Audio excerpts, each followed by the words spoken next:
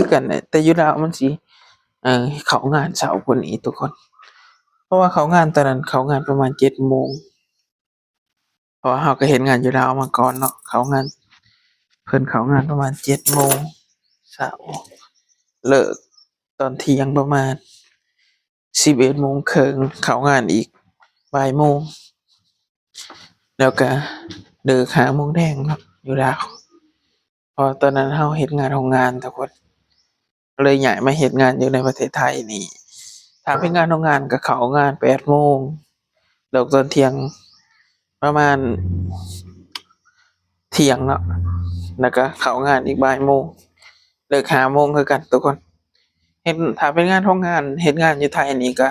สิเฮ็ดงานแค่8 ชั่วโมงคือกันกับอยู่ลาวเนาะอยู่ลาวงานโรงงานก็เฮ็ดงาน8 ชั่วโมง9 ชั่วโมงแล้วก็แต่ถ้าไปเฮ็ดงานร้านอาหารคือเฮาปัจจุบันนี้เฮ็ดงานอยู่ประมาณ10 ชั่วโมงเพราะว่าเฮาเข้างาน9 โมงครึ่งเลิกงานนี่บางทีก็9 โมงครึ่งบางทีก็ถ้าลูกค้าหลายก็10 โมงแล้วแต่ลูกค้าแล้วกันเนาะ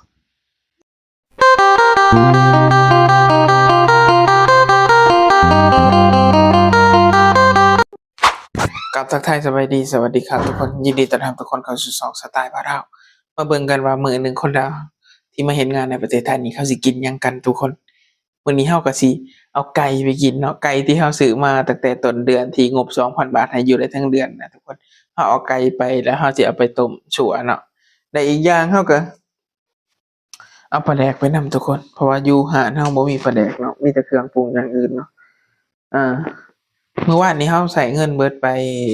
30 บาทเนาะทุกคนเนาะแล้วก็มื้อนี้เราตอนเช้าไปซื้อของเบิดอยู่ประมาณ24 บาททุกคนไปซื้อกาแฟเนาะเบิดอยู่ประมาณ24 บาท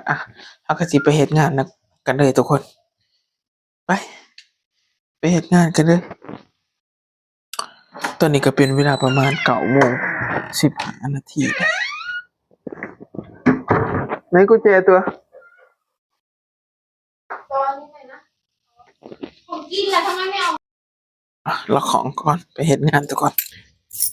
120เท่านั้น100เข้าเลย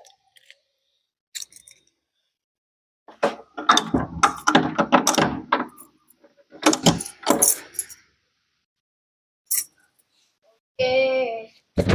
ที่บ้านข้าวยัง กล่องกับข้าว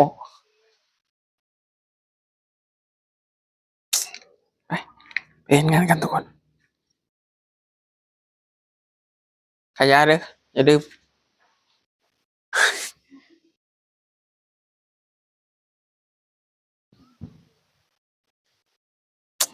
นี่แหละชีวิตคนลาวที่มาเฮ็ดงานอยู่ประเทศไทยว่าอยู่ลาวก็สิคือกันแหละแต่อยู่ลาวมันสิเข้างานเช้ากว่านี้ทุกคนเพราะว่าเข้างานตอนนั้นเข้างานประมาณ7 โมงเพราะว่าเราก็เฮ็ดงานอยู่ลาวมาก่อนเนาะเข้างานเพิ่นเข้างานประมาณ7 โมงเช้า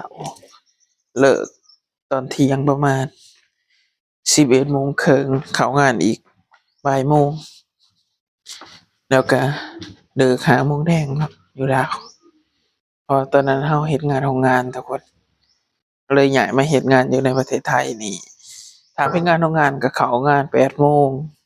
เลิกตอนเที่ยงประมาณเที่ยงเนาะแล้วก็เข้างานอีกบ่ายโมงเลิก5 โมงคือกันทุกคนถ้าเป็นงานโรงงานเฮ็ดงานอยู่ไทยนี่ก็สิเฮ็ดงานแค่8 ชั่วโมงคือกันกับอยู่ลาวเนาะอยู่ลาวงานโรงงานก็เฮ็ดงาน8 ชั่วโมง9 ชั่วโมงแล้วก็แต่ถ้าไปเฮ็ดงานร้านอาหารคือเราปัจจุบันนี้เฮ็ดงานอยู่ประมาณ10 ชั่วโมงเพราะว่าเราเข้างาน9 โมงครึ่งเลิกงานนี่บางทีก็9 โมงครึ่งบางทีก็ถ้าลูกค้าหลายก็10 โมงแล้วแต่ลูกค้าแล้วกันเนาะก็แสดงว่าเฮ็ดงาน10 ชั่วโมงเดินทางไปเฮ็ดงานกันเลยทุกคนเพื่อบ่ให้เป็นการเสียเวลามีมากับเมียคือเก่าเฮ็ดงาน2 คนนี่ดีนะทุกคนเนื่องจากว่าไอ้คนหนึ่งเก็บคนหนึ่งใช้น่ะ ไปเจอกันอยู่วันเฮ็ดงานทุกคนแล้วก็มาเบิ่งกันว่าตอนเที่ยงเฮาสิกินข้าวกันหยังหรือว่าสิได้เฮ็ดกินสิได้เฮ็ดสัวไก่กินอยู่บ่เนาะไปเบิ่งกันได้ทุกคนสัวไก่พี่น้องอาหารเที่ยง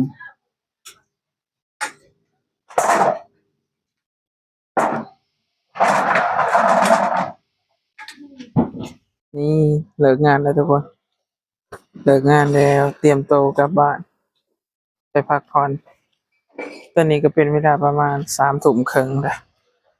นี่เฮาก็สิมาถ่ายเบิ่งว่าเก็บขวดเรียบร้อยแล้วเห็นบ่เรียบร้อยบ่ได้ก็สิประมาณนี้แหละครัวเฮาสะอาดเอี่ยมอ่องเลยปิดไฟเดี๋ยวเพิ่นโรงงานมันสิเข้ามาใหม่โอเคไปครับกันเด้อนี่เจอกันพรุ่งนี้นี่นะอาหารเฮาก็สิมีอาหารหมูกระทะเนาะหมูกระทะบางแวก112เห็นบ่ประมาณนี้แหละนี่บรรยากาศตอนแรงๆทุกคนบรรยากาศตอนแรงนี่เป็นไงเหนื่อยไหมวันนี้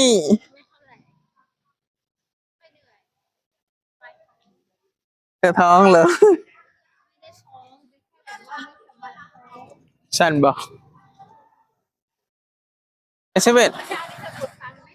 ไม่ได้ไปไหนเลย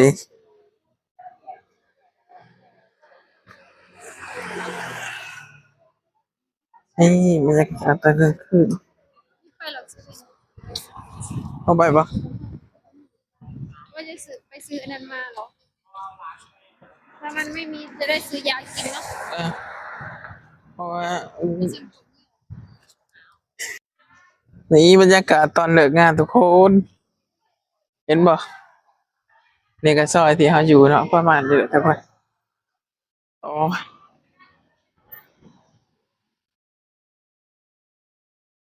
เลิกงานก็กลับห้องบัดนี้ ไหนดอกจำพวกทุกคนตอนนี้ก็มาหอนฮอแล้วทุกคนมีฮอเฮา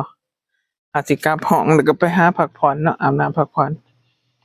อยากออกกำลังกายอยู่แต่ก็มันก็เลิกแล้วเนาะเขาก็เลยสิ